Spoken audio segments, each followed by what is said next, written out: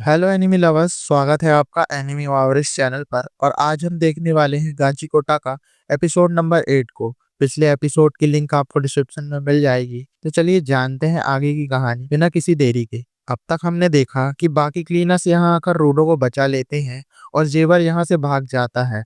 खैर, इसके बाद यह लोग हेडक्वार्टर्स आ जाते हैं। रूडो बाहर बैठा हुआ था और बहुत गुस्से में था कि जेवर ने ग्रिस को घायल कर दिया और रूडो कुछ नहीं कर पाया, ठीक जैसे रेक्टो के समय नहीं कर पाया था। क्या वह जिंदगी भर ऐसा ही रहेगा? तभी इंजन आता है और उसे समझाता है कि ग्रिस ने अपनी साथियों को बचाने के लिए अपनी जान खतरे में डाली थी और उसने तुम्हें इसलिए बचाया है क्योंकि वह तुम्हें अपना साथी मानता है, ना कि ऊपर से आया कोई स्पेराइट। चलो अब अंदर चलकर ग्रिस से मिल लो। रूडो अंदर जाकर हैरान हो जाता है क्योंकि ग्रिस तो आराम से बैठा हुआ था जैसे उसे कुछ हुआ ही ना हो, और वह रूडो को उसकी पावर अवेकन करने की बधाई भी देता है। रूडो को समझ नहीं आता कि यह अब तक जिंदा कैसे है। इंजन उसका मजाक उड़ाने लगता है।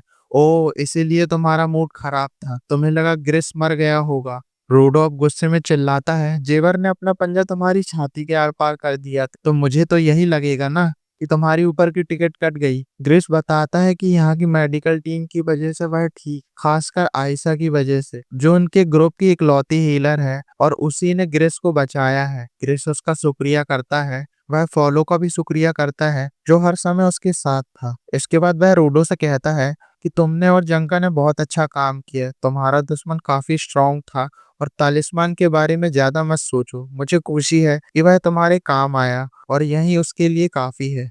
रूडो कहता है कि उसे भी यह जानकर खुशी हुई कि ग्रेस जिंदा है। इंजन अब कहता है कि रेडर्स भी अब हमसे पंगा लेने लगे हैं, तो फ्यूचर में हमें ट्रैश मॉन्स्टर के साथ साथ उनसे भी निपटना पड़ेगा। और उन्हें एक नई इंफॉर्मेशन भी मिली है। तभी एक दूसरा क्लीनर यहाँ आकर बताता है कि एक रेडर बॉर्डर की बात कर रहा था, यानी कि वह लोग स्पेयर के बारे में जानकारी इकट्ठा कर रहे हैं। रूडो पूछता है, अब यह कौन है? इंजन कहता है, यही तो है हमारे बॉस। रूडो फिर से हैरान हो जाता है कि यह आदमी क्लीनर्स का बॉस है। बॉस अपना नाम कॉर्वस बताता है। कॉर्वस कहता है कि वह जानता है कि रूडो सिर्फ ऊपर जाने की इंफॉर्मेशन लेने यहाँ आया था और ऐसे लोगों को वह क्लीनर्स में भर्ती नहीं करता। लेकिन यहाँ के लोगों से मिलकर रूडो बदल गया, बल्कि उन्हें बचाने के लिए अपनी जान भी खतरे में डाली। और तुम्हारी पावर काफी अलग है जो हम क्लीनर्स के लिए बहुत काम आ सकती है। इसीलिए वह रूडो को क्लीनर्स में शामिल कर लेता है और उसे अपने ऑफिस रूम में बुलाता है क्योंकि उसके पास रूडो के लिए एक नई यूनिफॉर्म और कुछ खास इन्फॉर्मेशन है।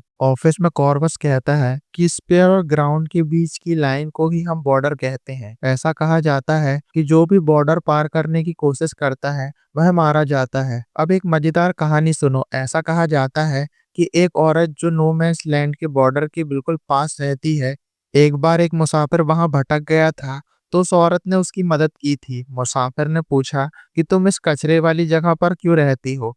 तो औरत ने कहा, मैं ऊपर से गिरने वाले लोगों को देखती हूँ। वह औरत वहां कई सालों से रहती है। उसने आगे बताया कि कुछ लोग ऐसे भी हैं जो नीचे आते हैं और वापस ऊपर चले जाते हैं, वह बिना मरे। यानी उसने जरूर कुछ लोगों को बॉर्डर पार करते देखा है। रूडो सोचता है कि अगर मैं उनमें से किसी एक को भी ढूंढ लूं तो वह मुझे बता सकते हैं कि ऊपर कैसे जाते हैं। और कॉर्वस कहता है, और यह भी कि तुम ऊपर से नीचे आने पर भी जिंदा कैसे बच गए। पर यह सफर काफी खतरनाक होगा। तुम सच में जाना चाहते हो या यहीं रुकना चाहते हो? रूडो बोलता है, मैं जरूर जाऊंगा। तभी इंजन भी कमरे में आ जाता है और रूडो से कहता है, क्लीनर वाली यूनिफॉर्म तुम पे काफी सूट कर रही है। इसके बाद हम चंका का एक सीन देखते हैं जिसमें वह किसी चीज से बुरी तरह से डरा हुआ था। खैर, कहानी अब वापस 6 घंटे पीछे आती है जहां फॉलो रूडो को मना कर रहा था कि उस औरत को ढूंढने मत जाओ, पर रूडो उसकी एक नहीं सुनता क्योंकि वापस ऊपर जाने का यही एक रास्ता है। इंजन बोलता है, तुम इतनी खतरनाक जगह ऐसे ही मुंह उठा के नहीं जा सकते। वह जगह नो मैंस लैंड की बीच में है। तुम्हें मरने का शौक है क्या? और तुम्हें पता भी है कि तुम्हारी पावर कैसे काम करती है। तुम अपनी पावर को यूज करना सीख गए हो, पर क्या तुम जानते हो कि उसकी लिमिट क्या है या उसकी कमजोरी क्या है? और ना ही हमें पता है। रूडो पूछता है, तुम भी मेरे साथ चलोगे क्या? इंजन कहता है, बिल्कुल। नो मैंस लैंड में तुम अकेले जाओगे तो एक दिन में ही मर जाओगे। और क्लीनर्स सिर्फ ट्रैश बीस्ट को मारते ही नहीं बल्कि उन पर रिसर्च भी करते हैं जिससे उन्हें नो मैंस लैंड में काफी फायदा होगा। और हमें रेडर्स का भी ध्यान रखना होगा। रूडोप पूछता है उन जैसे लोग गिवर कैसे बन गए, तो इंजन बताता है सभी लोग दिल से अच्छे नहीं होते और सभी लोग अपने ऑब्जेक्ट का ठीक से ख्याल नहीं रख सकते। कुछ लोग दिल से अच्छे होते हैं लेकिन चीजों का ध्यान नहीं रखते। वहीं कुछ लोग बुरे होते हैं पर चीजों को संभाल कर रखते हैं। कोई इंसान अच्छा है या बुरा कोई फर्क नहीं पड़ता। इसका गिवर बनने से कोई लेना देना नहीं। कुछ लोग गिवर्स को अच्छा नहीं मानते और उन्हें कोडिपेंडेंट कह के बुलाते हैं। किसी एक चीज से इतना लगाव होना बाहर के लोगों को अजीब ही लगेगा। रूडो मन में सोचता है कि उसे लगा था कि बुरे लोग कभी अपनी चीजों का ध्यान नहीं रखते होंगे, पर वह गलत था। इंजन कहता है अब तुम्हें आज रिलैक्स करना चाहिए। पिछले कुछ दिनों से तुमने बहुत भाग दौड़ की है। रूडो अपने कमरे में आराम करने चला जाता है और तभी रियो वहां आ जाती है और बोलती है चलो तुम्हें पूरा हेडक्वार्टर्स घुमाती हूँ। वो उसे ट्रेनिंग रूम दिखाती है, फिर डाइनिंग हॉल और टॉयलेट। इसके बाद वो रूडो से पूछती है कि ऊपर की लाइफ कैसी है, तो रूडो बताता है कि वो रेक्टो के साथ घूमने जाया करता था, कचरा ढूंढता था और लोगों से गालियां खाता था। रियो बोलती है टेंशन मत लो, गालियां तो तुम्हें यहाँ भी खानी पड़ेंगी। वह खाते क्या थे, तो रूडो कहता है ब्रेड और सूप। रियो पूछती है और मिठाई, तो रूडो बताता है कि मिठाई तो बस अमीर लोग ही खाते थे। अब रियो बताती है कि हमारे पास भी मिठाई है, खाना चाहोगे। वो उसे कैफेटेरिया ले जाती है। रियो बोलती है कि यहाँ कुछ फूड वेंडर होते हैं जिनसे यहाँ लोग खाने का सामान खरीदते रहते हैं। यहाँ इंजन भी बैठा हुआ था, जिसे रियो बताती है कि इसने कभी मिठाई नहीं खाई। इंजन कहता है ऊपर का तो पता नहीं, लेकिन यहाँ पर मिठाई बहुत ज्यादा फेमस है, कभी तुम्हें इसकी ज्यादा लत न लग जाए। मिठाई देखकर तो रूडो का मुंह ही खुला रह गया था कि यह तो अमीरों का खाना है और वह भी इतना सारा। इंजन कहता है यहाँ इतना पॉल्यूशन है कि फसल उगना बहुत मुश्किल होता है, लेकिन वेंडर के पास कुछ ऐसे गिवर हैं जिनकी पावर ही खाना बनाना है, जिस वजह से हमारे पास मिठाई की कभी कमी नहीं है। रूडोब एक मिठाई उठाकर खाता है जो उसे बहुत अच्छी लगती है और वह बाकी की भी मिठाई पर टूट पड़ता है। उसने इतना अच्छा पहले कभी कुछ नहीं खाया था।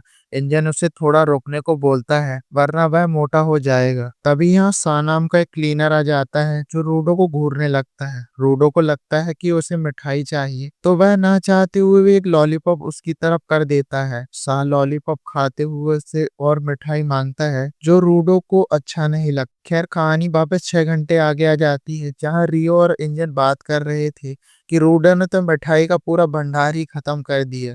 चंका भी यहीं से गुजर रहा था और तभी दरवाजे से उसे एक मोटा सा आदमी निकलते हुए दिखाई देता है, जिसे देखकर वह डर जाता है।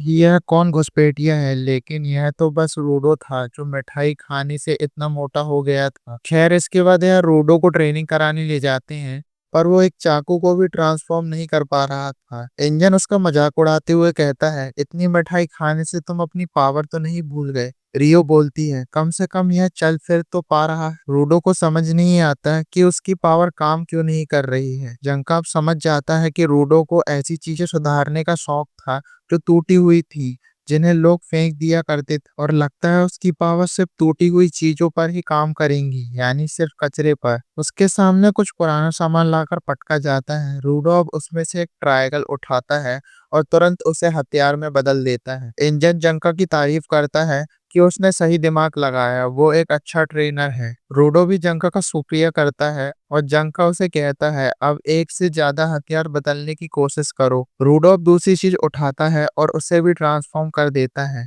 जो देखकर सब चौंक जाते हैं। लेकिन तभी रूडो की नाक से खून निकल जाता है, यानी उसकी भी एक लिमिट है और वह एक साथ कई सारी चीजें ट्रांसफॉर्म नहीं कर सकता। और उसके ग्लव्स की क्वालिटी इतनी ज्यादा है कि उसका शरीर उसे झेल नहीं पा रहा। रूडो पूछता है क्वालिटी मतलब, तो इंजन बताता है किसी ऑब्जेक्ट का जितना ज्यादा समय तक ख्याल रखा जाता है वह उतने ही अच्छे इंस्ट्रूमेंट बनते हैं, और इसे ही क्वालिटी इंप्रूव करना कहा जाता है। जितनी ज्यादा क्वालिटी होगी उतनी पावर इन्हें मिलती है, लेकिन यूजर का माइंडसेट और एक्सपीरियंस भी काफी मायने रखता है। चंका मन में सोचता है यह उन क्लब्स को तो तब से रखा हुआ है जब से वह बच्चा था, इसीलिए उनकी क्वालिटी बहुत ज्यादा है और रूडो का शरीर उसे झेल नहीं पा रहा, या शायद इनका लेना देना उसकी सीरीज से है। रूडो पूछता है मैं जिस भी चीज को वेपन बनाता हूँ वो आखिर में धूल बनकर खत्म क्यों हो जाती है, और अभी जिन चीजों को मैंने वेपन बनाया है वह बिल्कुल ठीक कैसे है। अब रियो कहती है वह टूटी हुई चीजों को उनकी सबसे अच्छी कंडीशन में ले आता है और उनका इस्तेमाल करने से उन चीजों का पर्पस पूरा हो जाता है, जिससे वह फिर से अपने आप ही तबाह हो जाते हैं। जंका कहता है वह तालिस्मान भी तब खत्म हुआ था जब उसकी लड़ाई पूरी हो गई थी और रूडो सेफ था। इंजन कहता है शायद यही रूडो की पावर है, कचरे को भी वह लायक समझता है और उसका पर्पस पूरा होने पर वह अपने आप खत्म हो जाते हैं। उसने ग्रेस का तालिस्मान तोड़ा नहीं बल्कि उसका सबसे अच्छी तरीके से इस्तेमाल कर कर उसे रिटायर कर दिया था। रियो पूछती है जेवर ने कहा था तुम्हारे ग्लव्स किसी सीरीज का हिस्सा है, यानी हो सकता है कि किसी और के पास भी रूडो जैसे ग्लव्स हों। अब रियो पूछती है इनका नाम क्या है। इन सब ने अपने इंस्ट्रूमेंट को नाम दे रखे थे, जैसे रियो की कैंची का नाम था रिपर, इंजन की छाते का नाम था अवेकर और जंका के डंडे का नाम था असिस्टा। रोडो कहता है उसने तो कभी इस बारे में सोचा ही नहीं। इंजन कहता है तो अब सोच लो। दूसरी तरफ हम रेडर्स को देखते हैं जो अपने बॉस को जाकर कुछ बताते हैं। The cleaners, city of card, desert altar, vital instrument, the watchman series और रूडो। और यह एपिसोड यहीं पर एंड हो जाता है। तो दोस्तों आपको यह एपिसोड कैसा लगा कमेंट कर जरूर बताएं। वीडियो अच्छा लगा हो तो इसे लाइक और शेयर कीजिए और अगर आप हमारे चैनल एनिमी मावरिक्स पर नए हो तो हमारे चैनल को सब्सक्राइब कर बेल आइकन जरूर दबाएं। मैं मिलता हूँ आपसे बहुत जल्द अगले वीडियो के साथ। शुक्रिया।